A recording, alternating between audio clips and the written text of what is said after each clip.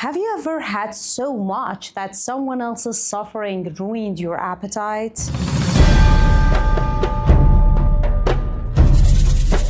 What kind of heart still feels heavy when the belly is full?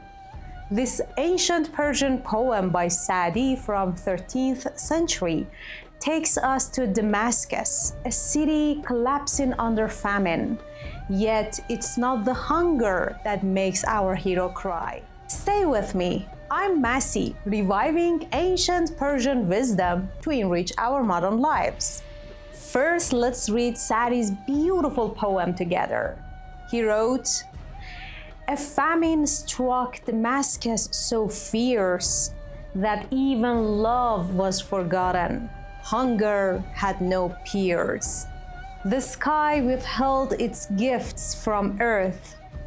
Not a drop fell to stir the seeds to birth. The old springs dried up, the wells ran low. All that remained was an orphan's tear to flow.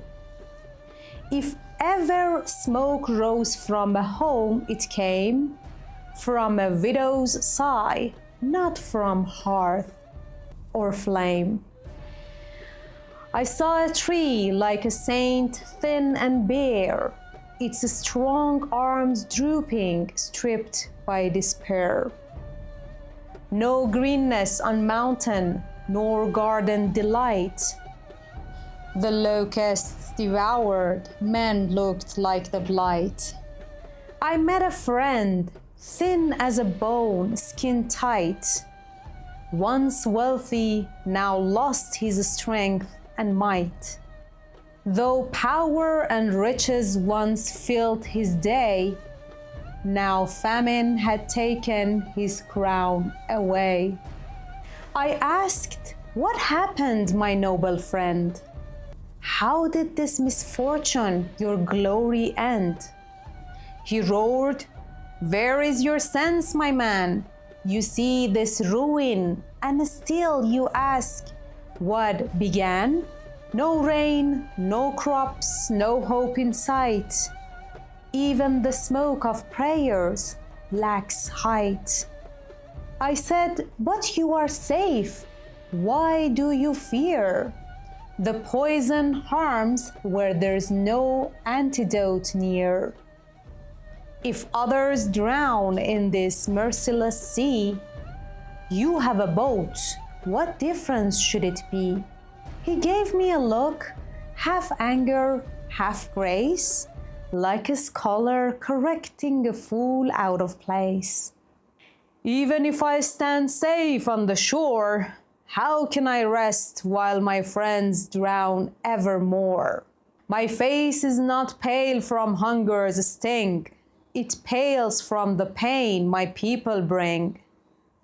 The wise can see wounds and just walk past, whether on others or their own flesh cast. I'm the first among the healthy to hurt, for I see the wounds before they blurt. The feast of the healthy is no delight when a sick man groans by their side at night. How can I swallow while the poor go unfed? Each bite tastes bitter, like poison and dread. My joy turns to ash, though gardens surround, when my friends rot in prison, deep underground." Honestly, after reading this poem for hundreds of times, I still enjoy every word of it. And I'm amazed how Saadi put these words together so magically to make this splendid tale. Now let's dive a little deeper and see what Saadi was trying to tell us through this poem and how we can relate it to our life challenges these days. Empathy is easy when life is hard. The real test is when life is comfortable and you're safe and happy, but you choose to stay emotionally connected to those who are struggling. In a world obsessed with protecting your peace, it's really tempting to shut out the uncomfortable truth. But emotional intelligence means feeling with people, not just for them. Imagine when you are on a perfect beach holiday, you're just enjoying the sunset and talking to your loved ones, and suddenly you see some news about a massive wildfire back home. Do you just scroll through because it will ruin your vibe, or do you try to reach out to your friends and see how they are doing and donate and help however you can? Sometimes our mental stress doesn't come from personal problems, it comes from watching unfairness and doing nothing or being unable to do anything. Psychologists call this moral injury, which is an emotional wound that happens when your values clash with reality.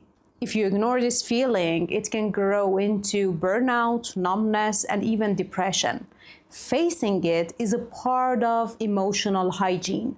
Imagine you work for a company that announces layoff for half the staff. The same week, your team gets surprise bonuses. You feel safe, but also heavy with guilt. This is your moral compass telling you something is wrong. Helping others isn't separate from self-care, it's a part of it. Connection regulates our nervous system, lowers stress hormones, and also keeps us from drifting into emotional isolation. When you cut yourself off from suffering around you, you also cut yourself off from deep joy and meaning. Imagine if your best friend is drowning in debt and you are thriving financially. It's true that you can't erase their bills, but you can at least cook them a delicious meal or be present and let them talk to you or cover a small expense. This isn't charity, this is human maintenance. As Saadi said, if you have the lifeboat, money, health, safety, your job isn't to float away.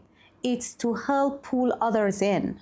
Maybe you have seen this around you. Privilege without action becomes isolation, and isolation drains meaning and joy from our lives. If you have a great therapist and a strong support system, and at the same time your cousin is struggling with anxiety and depression and has no clue where to start, you can share your therapist's contact or send some free mental health resources, or even share your own therapy story just to help them break their silence. Once you truly see someone's pain, ignoring it takes more emotional energy than facing it.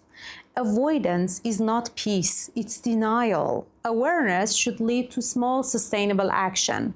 That's how compassion becomes a habit, not a mood.